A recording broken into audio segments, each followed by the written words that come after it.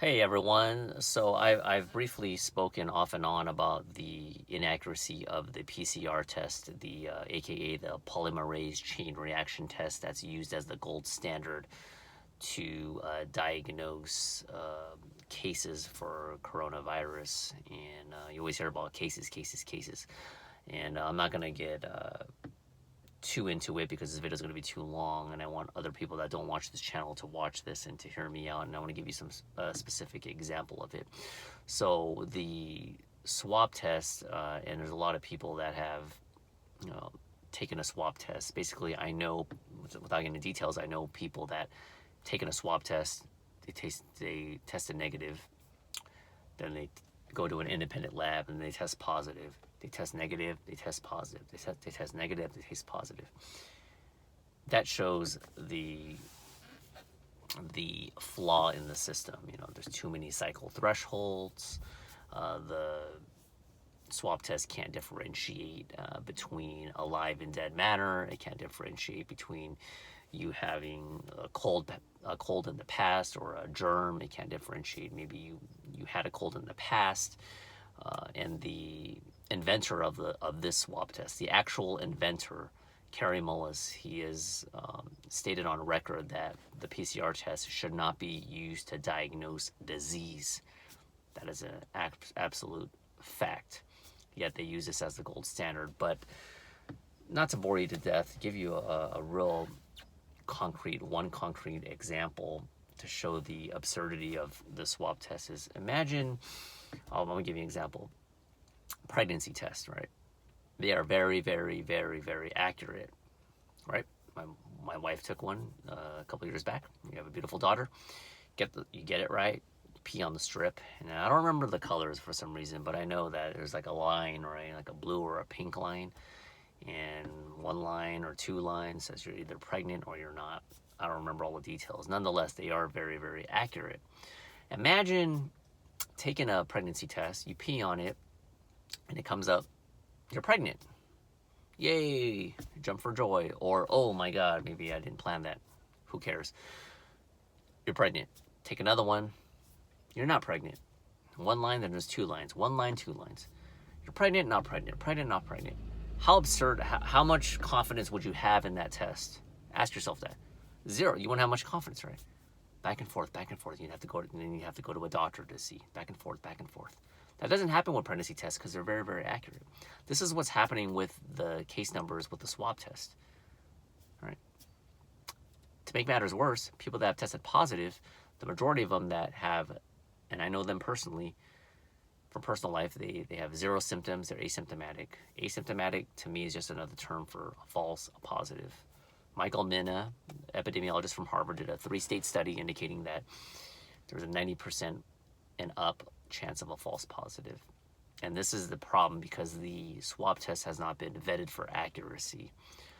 I don't care what the labs tell you, what it says in a petri dish, what blah blah blah blah tells you. You gotta vet it. You gotta see the accuracy of it.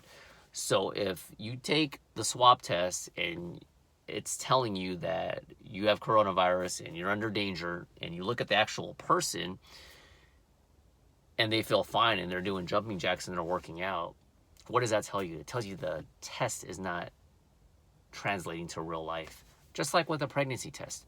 Imagine you take a pregnancy test, it says you're pregnant, which is the equivalent of a false positive for the COVID test. And you go like, what, I'm pregnant? Okay.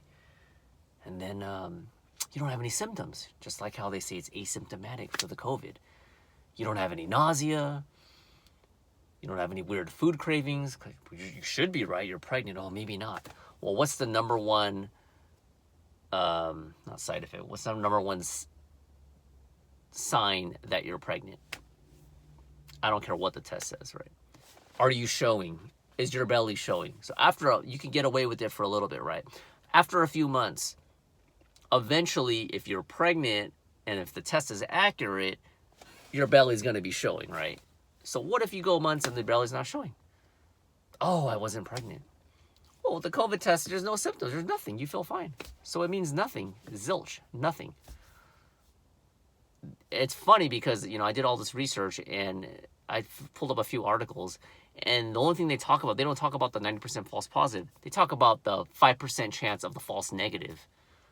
Oh, you're gonna conveniently talk about the false negative so you can continue with this constant fear mongering. You want to focus on the 5% false negative.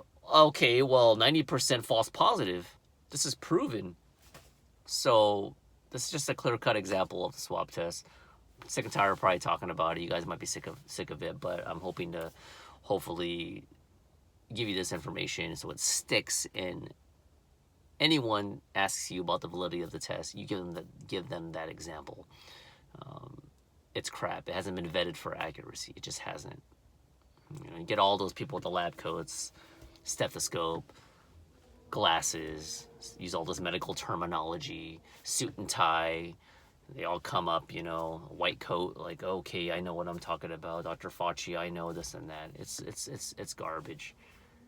The test is, it might catch a few, but.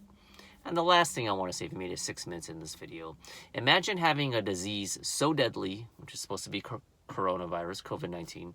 Imagine a disease so deadly that you have to get tested to see if you have it. How absurd is that? How absurd is that? Oh my God, I gotta get tested. Oh, you're positive. Oh my God, I gotta stay away. I gotta quarantine for 14 days. Really? If it's that deadly, you don't need to take a test.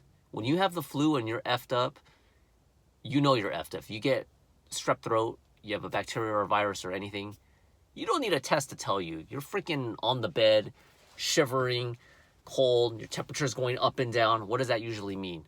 You have a flu probably. I've gotten it, you've gotten it, whatever, right? You start coughing. Do you have to really take it? Yeah, you can take a test to see if maybe it's pneumonia-based, emphysema, something, but you don't need to take a test to know that something is not right, that you have a little tickle in your throat. A test doesn't have to tell you all that. It's a real life experience, what you actually feel. So I've never tested for it. I've never tested positive for it. If I test positive for it,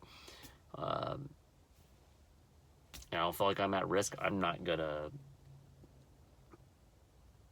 cater towards this constant pandering and fear mongering. I'm gonna use common sense. If I'm coughing, okay, I'll cover my mouth, wear a mask, whatever, keep up my immune system. But just because the test tells me that and I know it's 90% false positive and up, I'm not gonna isolate myself. I mean, you quarantine the elderly, but you don't quarantine sick people. That's called tyranny. So that's my time. 8 minutes in. Let me know you guys' thoughts, and I'll talk to you later. Bye.